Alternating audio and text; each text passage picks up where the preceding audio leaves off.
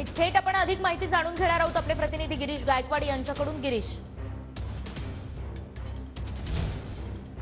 नक्कीच निकिता, आपण पाहतोय की या ठिकाणी विधिमंडळ कार्यालयामध्ये जी बैठक होती काँग्रेस नेत्यांची ती पार पडलेली आहे. 36 आमदारांची त्या ठिकाणी उपस्थितीत आहे.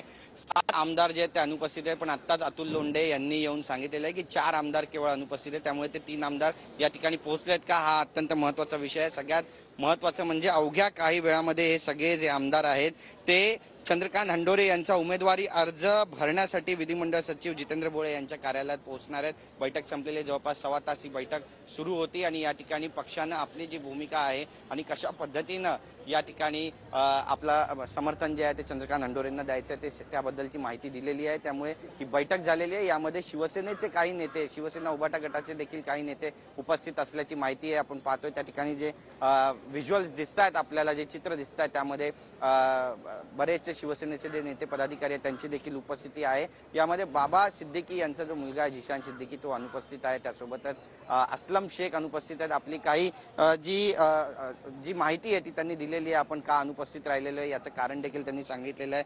जवळकर सुद्धा अनुपस्थित आहेत आणि त्यामुळे जवळपास 7 आमदार आहेत काँग्रेसचे जे अनुपस्थित राहिल्याची माहिती आहे. आणि त्यामुळे आता अवघ्या काही वेळामध्ये चंद्रकांत हंडोरे जे काँग्रेसचे माजी सामाजिक न्याय मंत्री राहिलेले आहेत त्यांचा उमेदवारी अर्ज जो आहे तो भरला जाईल आणि त्यांची उमेदवारी जी आहे ती जवळपास निश्चित असल्याचं बोललं जात आहे. कारण भाजपने या ठिकाणी आपला 4था उमेदवार दिलेला नाहीये. मात्र ज्या पद्धतीनं हे सगळं काही घडतंय त्यामध्ये कैलास गोरंट्याल यांनी सुद्धा म्हटलं की शेवटच्या क्षणी काही येऊ शकतं, भाजपवर कुणीही विश्वास ठेवू शकत नाही अशी माहिती त्यांनी दिलेली आहे. त्यासोबतच बाबा सिद्दीकी यांनी पुन्हा एकदा काँग्रेसमध्ये येण्यावरती सुद्धा ते म्हणालेले आहेत.